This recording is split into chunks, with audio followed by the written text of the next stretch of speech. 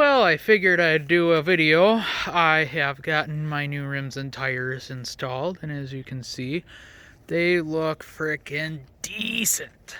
Oh yeah, I love the way it looks now with the frickin' rims. 16 inches instead of 15. They're 205 60 16s with the tires, and they're Continental True Track or True Traction. True Contact. Okay. So, and I like them a lot. They got nice deep tread, deeper than I thought they'd have. Of course, the freaking thing don't really want to show, but almost half my fingertip. That's pretty deep looking, which is nice. And they ride nice. They're uber quiet. And I was just plowing down the freeway in the rain today at 80 miles an hour, like it wasn't even raining. So that was decent. Gal, it rides so nice now. No freaking hopping and shaking and all that crap and whatever. So I got the back seat down full of old plastic crap. I took the car to finish up the interior swap on this guy. Finally, golly, I tell you, don't mind all the crap. I'm in the process of cleaning it out. That there. Maybe this will help too. Yeah, there you go.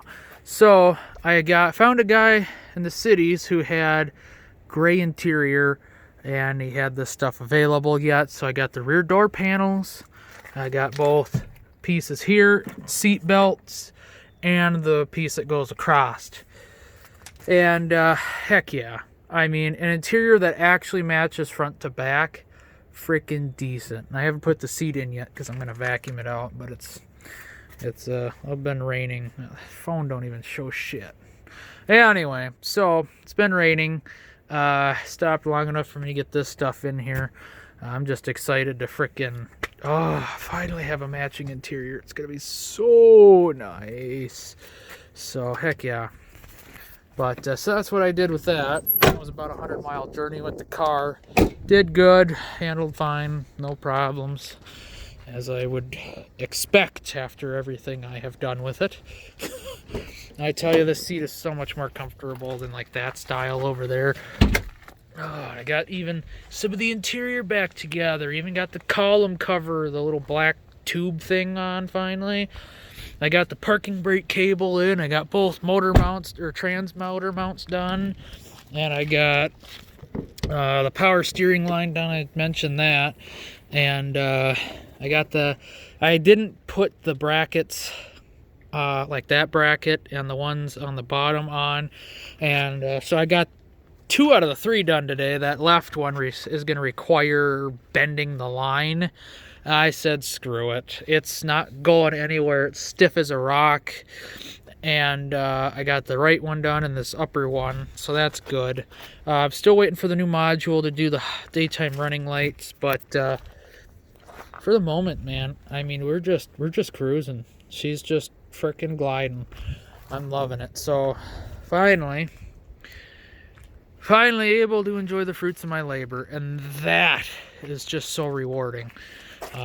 It's just nothing to report. It drives. What more can you ask?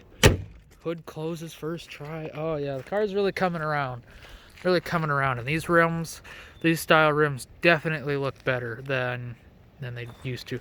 And you know what? Let me straighten the wheel out, because I've never really done a posing with the wheel turned. And I think it just looks better with the wheels straight, to be honest. I gotta try and do this one-handed.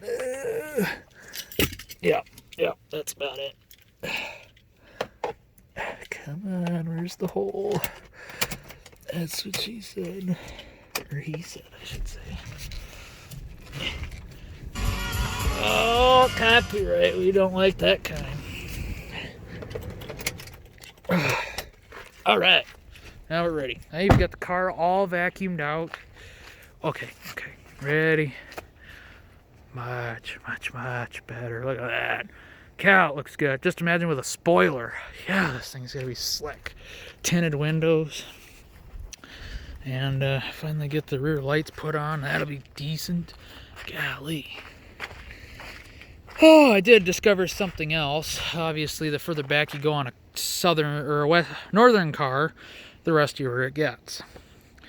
Now, You know, the downside, it looks like the crash support behind the plastic bumper there. I should mention the lack of a crash support. There's almost nothing there. How in the heck it rotted away that bad, but nothing else is rotten like that? That's interesting. So I'll have to pull the bumper off and see if that just bolts on. And well, I say good luck getting the bolts off, but I don't know if we can replace that rear crash support. That'd be great. So yeah, these rims do look shiny when it's clean, but it's just a dirt road, dirt driveway. Frickin', it's been a week of driving around. I put on 100 miles yesterday, 100 miles today. I mean, and we're just racking on the miles. It's freaking decent. I'm loving it. Just saving gas, saving money. That's what we like to do. But there you go. Oh, anyway, so I figured I'd give you a quick sneak peek into what's going on there. But and what's going on here. I gotta fix this lock. For some reason, when you hit lock, it doesn't lock, but it always unlocks. Almost never locks. That's a rarity, and I'm glad I caught that on camera. God, that's been pissing me off like there's no tomorrow. Holy God, I tell you. And it's got to be wiring inside the dash, because that door lock actuator and the wiring in the door has been replaced. So, you tell me.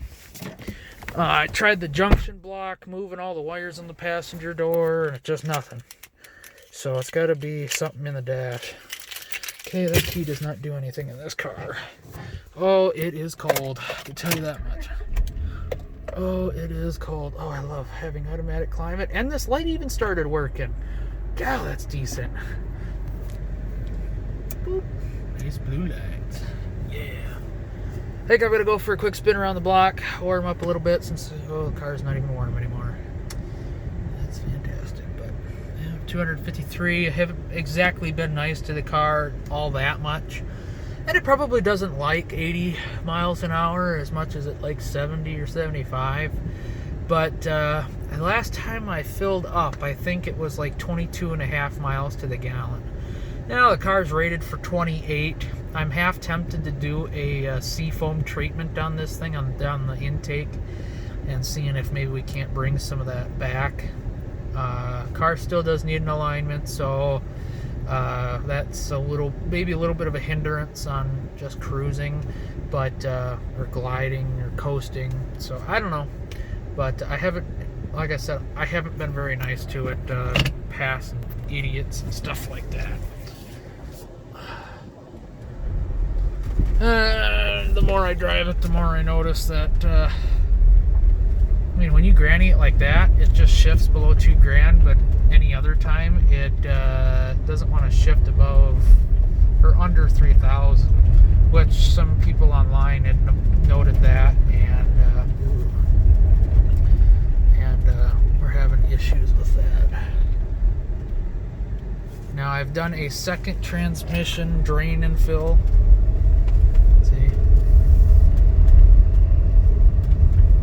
Revs way up to $3,000, and second gear usually follows that, but I don't know, maybe it's just me. Like I said, I'm not used to the way a 98 V6 Accord drives, nor do I really remember how my 300,000 mile 4-cylinder drives, since that was like 8 years ago.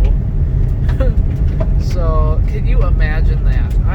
I just don't know how time flies so freaking fast. Oh my gosh, 6 years ago I graduated. 6. And, well, it was my junior year that I had my Honda, and it was senior year I had my Cadillac. How does time fly so freaking fast? Oh my gosh, before I know it, it'll be my 10-year reunion. That's just disgusting. Oh man, it's like, where does time go? Right down the toilet. Heck yeah, man. I tell you what. Gliding right along. Nice heat. Oh, by the way, the AC kicks on. Like, it's still pathetically on the warm side, but the fact that it even kicked on saying that it had just a little bit of charge yet. Like that's pretty interesting. Yeah. So we'll have to do a third drain and fill after a while, but yeah, it just glides right along like there's no problem. Speedo still isn't right, so that's kind of a bummer, because I was hoping that the different tire size would maybe help. And I think it may have helped. It's still 2 to 3 miles an hour. I don't remember what it was to begin with, but I don't think it was 2 to 3. I think it was like 4 to 5 or something. But just glides right along.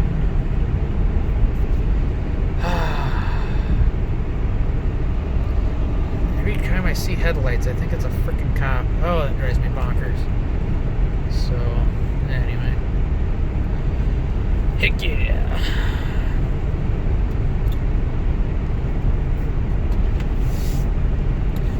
Cheap wipers are doing pretty good, so nothing to complain. I was thinking about doing one of those little light mods like I did in the trucks to shine down on the console at night, just to give it a little bit more light. And the car wouldn't hurt to have me pull the frickin' carpet out and pressure wash it, because it's pretty shitty looking, but I don't know, what do you expect?